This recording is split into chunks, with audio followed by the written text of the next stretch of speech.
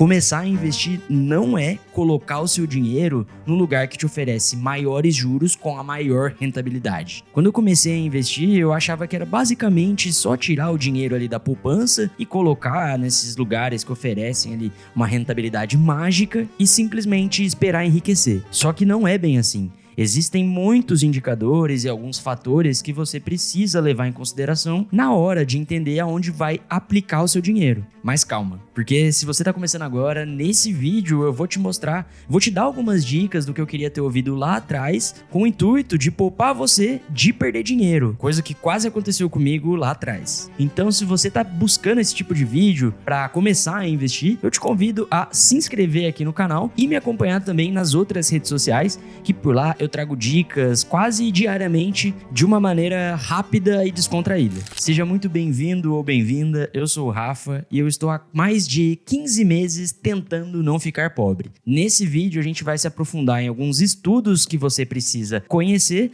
para começar a aplicar o seu dinheiro de forma mais segura. E a maioria das coisas que eu vou falar aqui eu não peguei em A nenhuma ou pesquisei no Google. Eu tirei esses estudos de grandes investidores como Benjamin Graham, Peter Lynch, Warren Buffett e também de alguns influenciadores grandes e pequenos que eu consumi aqui no YouTube. E pra gente começar, pra gente nivelar o conhecimento de todo mundo nesse vídeo, eu preciso falar de alguns indicadores que você necessariamente precisa entender antes de começar a investir. E antes que você comece a se assustar já de, putz, ele vai começar a falar de indicadores, é aí que eu já me perco. Cara, é bem simples, eu encaro isso de forma simples. A gente vai começar, por exemplo, com a taxa Selic. E o que você precisa saber da taxa Selic? É basicamente a taxa, o índice, a porcentagem que o Banco Central estipula de 45 a 45 dias sobre os juros do Brasil. A taxa Selic, que hoje está em 15% ao ano, é a principal indexadora de vários investimentos que possivelmente até você já tem. Como que isso funciona? Por exemplo, quando a gente entra aqui no site do Tesouro Direto, onde a gente consegue consultar todos os títulos públicos, a gente vê aqui Tesouro Selic 2031, que rende rentabilidade anual. A própria taxa Selic, mais esse acréscimo de 0,10%. Isso quer dizer que você vai ter uma rentabilidade anual bruta, ou seja, sem antes a gente descontar o imposto de renda, de 15,10% ao ano. Beleza, a taxa Selic é 15% ao ano, é isso que você precisa entender. Vamos para o próximo. A gente também tem o CDI, que é um dos principais indexadores de investimentos que você vai ver por aí. O CDI é o Certificado de Depósito Interbancário, mas isso você nem precisa saber, tá? O que você precisa saber do CDI é que ele é indexador principal de vários investimentos, ou seja, ele quem dita a rentabilidade anual desses investimentos, e ele é calculado da seguinte forma: a taxa Selic menos 0,10 pontos percentuais. Então hoje, no dia que está saindo esse vídeo, a taxa Selic está em 15% ao ano, logo o CDI está a 14,9% ao ano.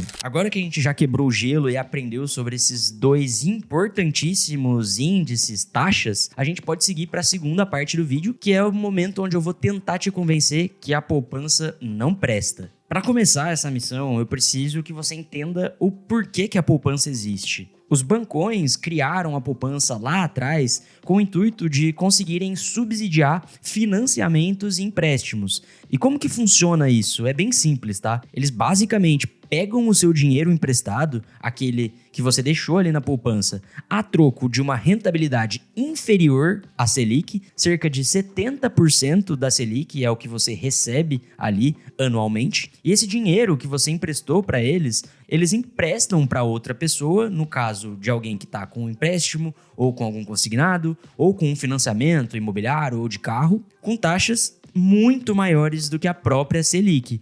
E essa diferença entre os 70% que eles te oferecem até os juros abusivos que eles costumam cobrar é o resultado do bancão. Muito bacana, agora eu te expliquei como que eles ganham dinheiro em cima da gente. E só por isso o vídeo já vale o seu like. E se a gente analisar esse gráfico aqui, vocês conseguem ter com mais clareza o quanto o próprio CDI, que fica ali um pouco abaixo da taxa Selic, vence a poupança em quase todos os períodos aqui no Brasil. A gente consegue ver aqui que em 2024, por exemplo, o CDI entregou ali para as pessoas 10,88% ao ano, enquanto a poupança entregou 7,09% ao ano. Pô, Rafa, sério que você tá falando desses 3% de diferença entre a poupança e o CDI e tá achando que vai me convencer? Beleza, eu também fiz essa pergunta lá atrás. Mas aqui, como eu te prometi, eu vou provar por A mais B o porquê que isso realmente faz diferença a médio, longo prazo. Eu cheguei nessa calculadora aqui do Investidor Sardinha, que por sinal é um ótimo canal e indico para vocês que estão começando a investir. Ele já fala ali de assuntos um pouco mais avançados,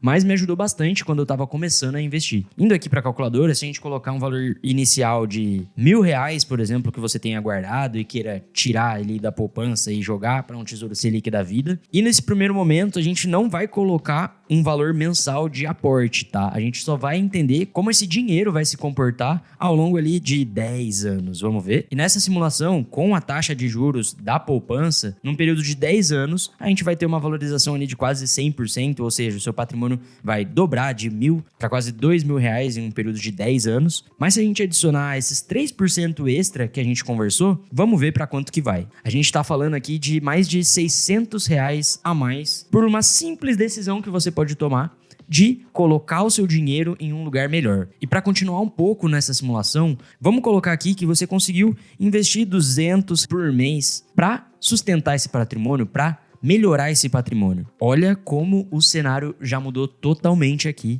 e reforça a importância da gente investir mês a mês, religiosamente, mesmo que com pouco, mesmo que se endividando, como eu vou explicar em outros vídeos para vocês. E só para a gente fechar essa onda de simulação, e depois até te indico a pesquisar simulações de juros compostos aí na internet que você vai achar e conseguir fazer os seus cálculos, entender quando que você consegue se aposentar, para quanto você precisa para poder se aposentar. Se você tiver mais curiosidade sobre esse tipo de simulações ou até outra sugestão do que quer ver aqui no canal, deixa aí nos comentários que eu vou estar lendo e trazendo ali para os próximos vídeos. Voltando aqui, então, se a gente manter esse aporte mensal de R$200 e colocar a taxa ali da poupança, em 10 anos a gente teria ali R$36.000. Uma diferença de aproximadamente R$6.000 ali no seu patrimônio, simplesmente por você ter feito a escolha certa. Muito legal. Nessa altura do campeonato, eu acho que já não tá nem mais em discussão se você vai investir o seu dinheiro na poupança. Eu acredito que se hoje, o momento que você tá assistindo esse vídeo,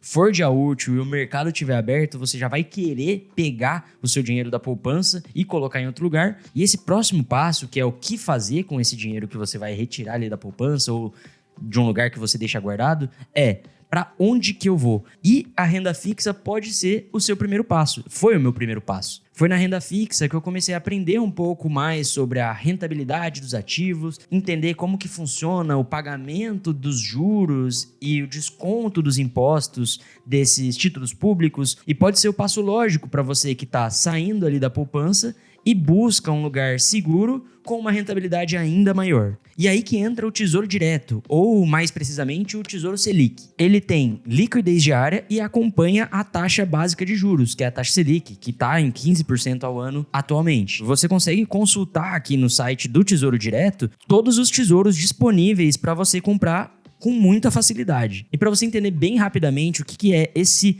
número aqui, esse ano depois de cada título, basicamente ele significa a data do vencimento desse título. Ou seja, a data a data final que você pode retirar o seu dinheiro. Se chegar nessa data estipulada de 2028 ou 2031 e seu dinheiro ainda estiver investido, ele vai retornar para sua conta com todos os rendimentos, com todos os juros. E vale um ponto de atenção. Para o Tesouro Selic, essa data, esse ano que está aqui, é o vencimento, mas não quer dizer que você não possa resgatar ele, como eu falei, a qualquer momento, com liquidez diária. No Tesouro Selic, esse ano basicamente indica até quando você pode deixar o seu dinheiro investido naquele título. Pô, Rafa, mas e se chegar 2031 e eu ainda quiser continuar investindo no Tesouro Selic? O que eu faço? O Banco Central, ele atualiza os títulos do Tesouro Direto recorrentemente para atualizar essas taxas, atualizar esses indicadores. Então, por exemplo, na minha carteira eu tinha Tesouro Selic 2027 e de um dia para o outro eu entrei lá para fazer um novo aporte e só tinha outros tesouros com outras datas de vencimento. Isso acontece porque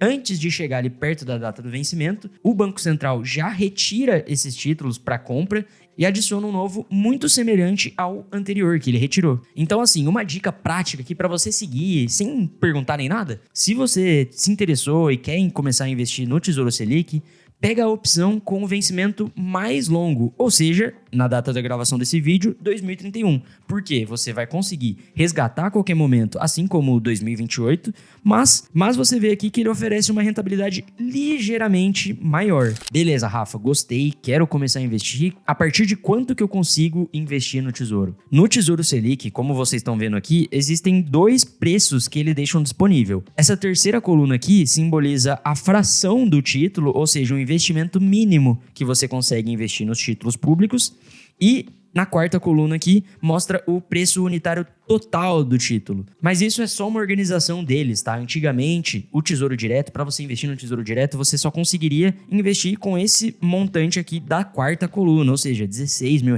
E para deixar mais acessível, assim como as ações, eles deixaram disponível a opção de você comprar fracionado. E a rentabilidade é a mesma, tá? Não muda nada. Beleza, Rafa, gostei. Amanhã ou hoje mesmo eu já quero investir no Tesouro Selic. Como que eu faço para comprar? Dá para comprar por esse site que você está mostrando? Bom, pessoal, eu vou ensinar aqui a maneira que eu faço e que eu vejo muitas pessoas fazendo, que é aquisitar esses títulos públicos por corretoras. Ou seja, o Banco Inter, que é corretora, o Nubank, que é corretora, a XP, a Rico, todos esses players deixam disponível ali para você comprar esses tesouros através deles. Então, basicamente, o que eles fazem é essa ponte entre o Banco Central e você que quer comprar os títulos. Eu não vou entrar nesse vídeo em como comprar os ativos passo a passo de cada banco, porque esse tipo de vídeo acaba até envelhecendo mal, os aplicativos sempre atualizam. Então o que eu indico é realmente pesquisar no Google como investir no Tesouro Direto pelo Nubank, por exemplo, se for o seu banco, que lá eles vão ter artigos do próprio Nubank ensinando passo a passo atualizado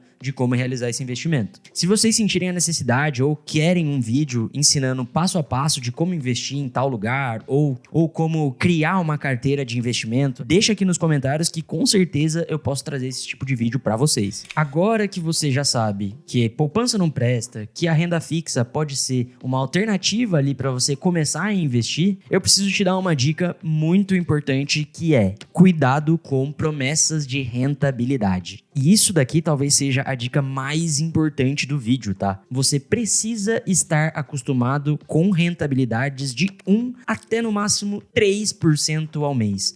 Isso é o que os grandes investidores têm de rentabilidade. Esse é o aceitável e plausível fazendo uma carteira de investimentos diversificada. Se a gente abrir a minha carteira aqui no Investidor 10, que traz também pra gente a rentabilidade total, confesso que não é o melhor jeito que eles usam para fazer a rentabilidade, eles usam rentabilidade ponderada, eles até explicam aqui um pouco de como que é feita essa rentabilidade, mas eu acho que ela tem algumas divergências, mas mesmo assim já dá pra gente entender que rentabilidades acima de 2%, acima de 2% ao mês, acaba sendo realmente promessas. Então desconfie de promessas de 2, 3, 5% ao mês garantidos, porque isso não existe, tá? Se você quer esse tipo de investimento, você precisa buscar outros lugares, outras opções. Ou até mesmo empreender, que tem um risco absurdamente maior do que os investimentos. Nenhum investimento sério funciona assim, te pagando mais do que 2% ao ano.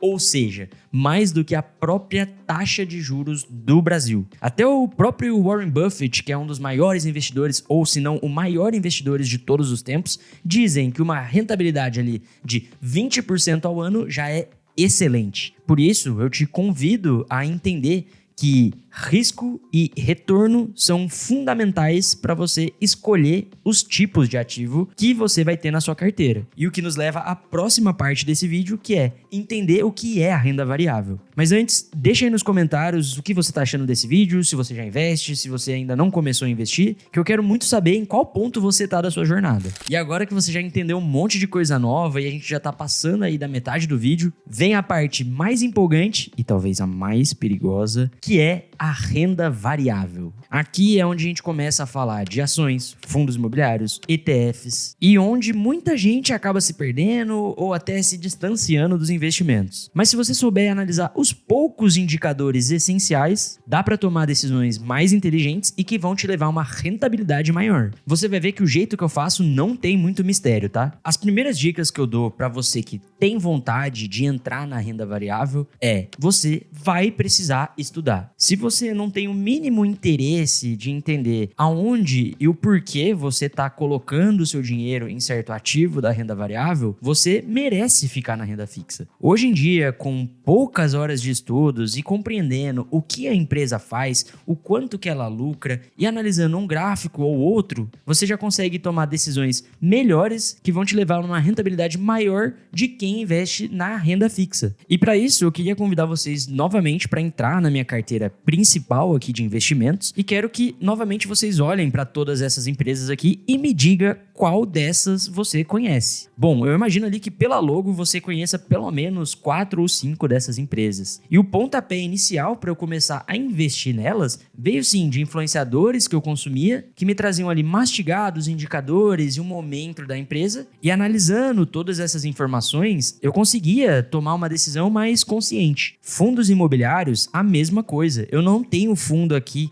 XPTO da casinha do Guarujá, do não sei o que, pequenininho. Eu só tenho aqui as baleias grandes de fundos imobiliários. Só tenho fundos imobiliários conhecidos. Só tenho fundos imobiliários que muitas pessoas estão olhando e que sim, pagam ali para mim mensalmente pelo menos 1% ao mês. Então, como eu falei em outros vídeos lá no meu TikTok, você pode sim seguir recomendações de influenciadores ou de pessoas que você realmente confia, mas precisa ter o peso da sua análise pessoal, do seu grau de risco e também do balanceamento da sua carteira, que a gente vai falar mais pra frente ainda nesse vídeo. Eu vou clicar aqui em Banco do Brasil no meu site no Investidor 10 e ele vai me trazer aqui para essa página atualizada com os principais indicadores do Banco do Brasil atualmente.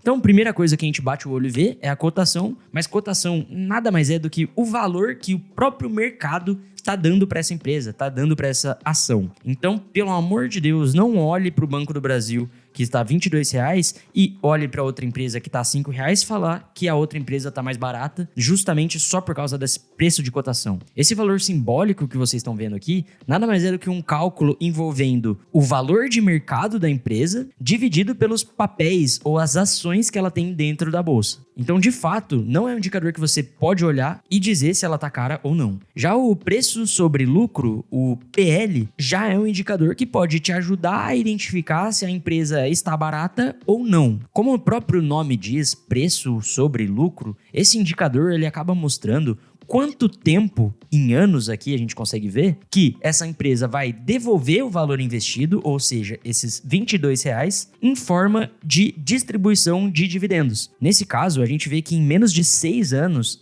o Banco do Brasil consegue retornar esses R$22,43 que você investiu nele em forma de remuneração pro acionista, ou seja, você, investidor. E para vocês terem uma ideia, um PL que os grandes investidores buscam aqui no Brasil é um PL de 12 a 15%. Com esse PL de quase 6, você imagina o quanto o Banco do Brasil está mal precificado, ou seja, muito barato. Outro indicador que você provavelmente já conhece e precisa ficar de olho sim é o Dividend Yield. Ele, como o próprio site diz aqui, mostra os rendimentos dos últimos 12 meses que a ação teve. E vale um ponto de atenção aqui. Não é porque o Dividend Yield do Banco do Brasil está 10% hoje, ou seja, que ele distribuiu 10% dos seus lucros para os acionistas, que esses 10% vão se repetir ao longo dos próximos 12 meses. Como o próprio nome diz, renda variável é renda variável e tudo pode acontecer. Mas é uma métrica interessantíssima para a gente visualizar se a empresa anda pagando rendimentos ali para o seu acionista. Para você ter uma melhor noção dos pagamentos do dividendo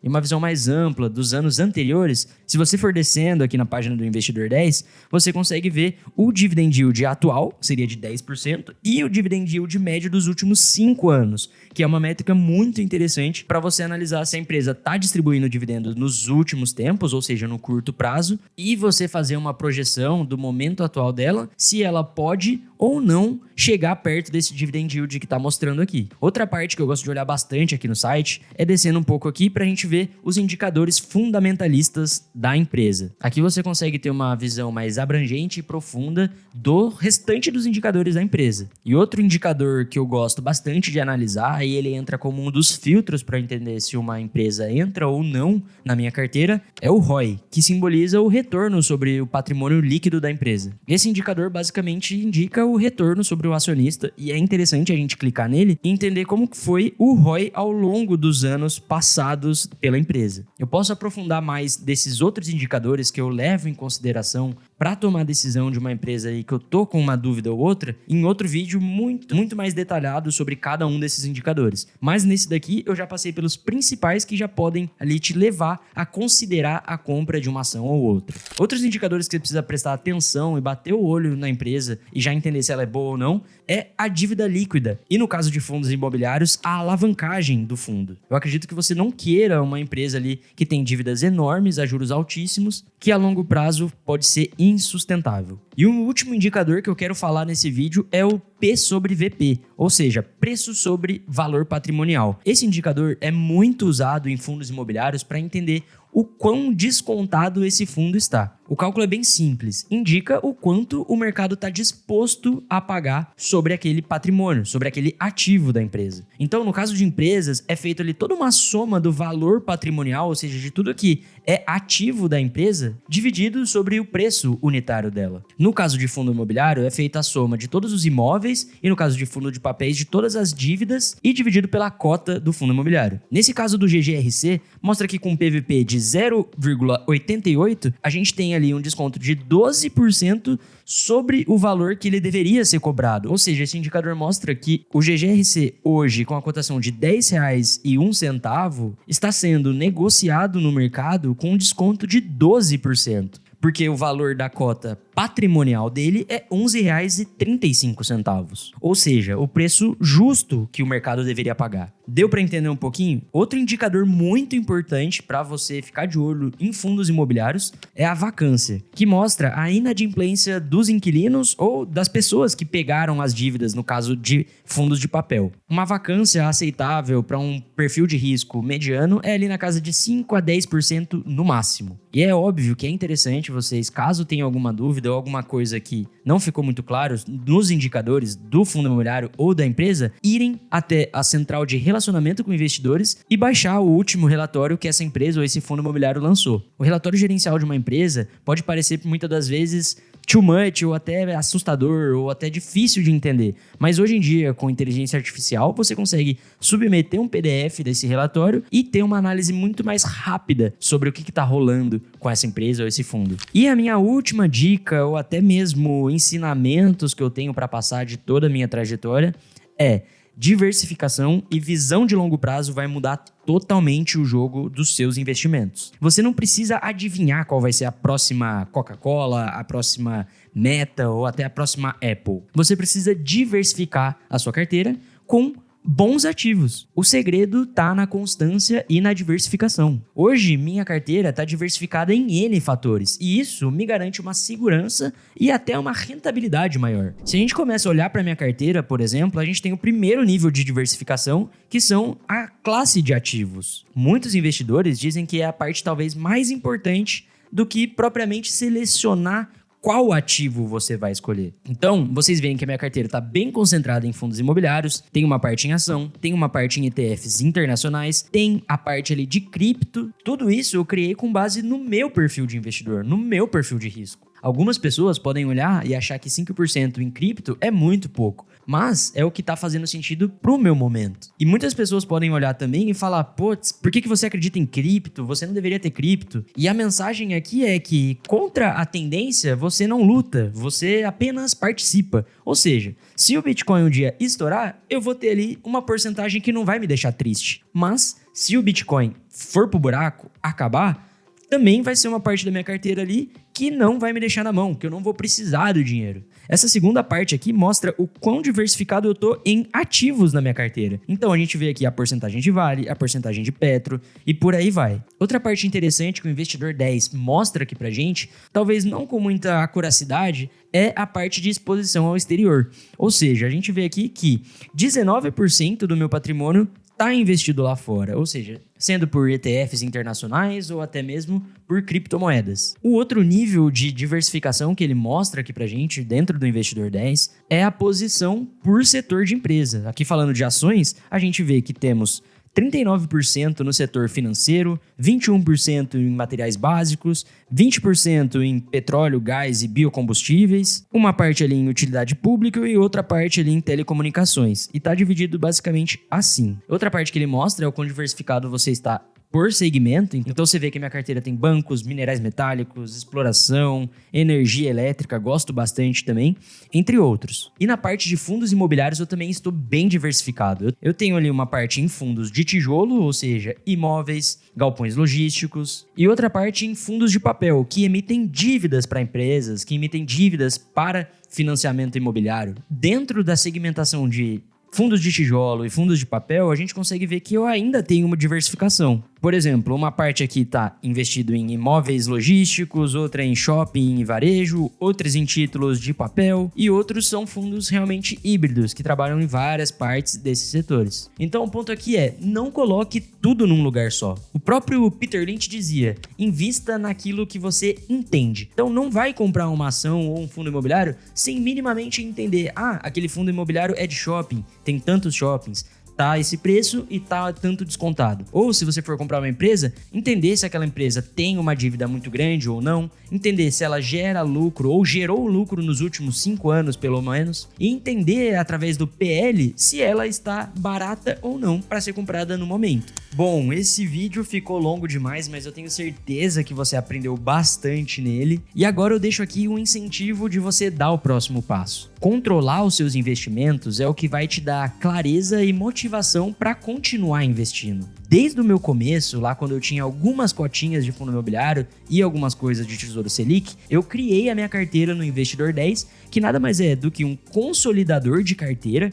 Ou seja, ele traz todos os ativos que você tem ali em outros bancos consolidados em um único site, para você ter uma visão melhor, uma análise melhor. Isso me ajudou e me motiva muito a evoluir, porque é no Investidor 10 que eu olho diariamente como tá os meus ativos e o que tá barato ou não. A partir disso, fica muito mais fácil de eu tomar a decisão de comprar as ações e fundos imobiliários ou outros ativos quando cai o meu salário. Eu tô para gravar um vídeo super completo de como subir cada ativo de forma correta no Investidor 10, que é gratuito, mostrando como pegar as informações corretas dos ativos que vocês compraram em qualquer plataforma e inserir essas informações dentro do Investidor 10. Se você quer esse vídeo, deixa o seu like e comenta aqui embaixo o que você tá querendo também. Eu espero ter te ajudado bastante nesse vídeo. Eu confesso que a gente passou um pouco do tempo, eu já tô ali quase 1 hora gravando e preparando esse vídeo, mas eu acredito que ele tem potencial de ajudar e incentivar muita gente que tá começando. A mensagem final que eu tenho para passar aqui para vocês é que investir não é sobre acertar sempre,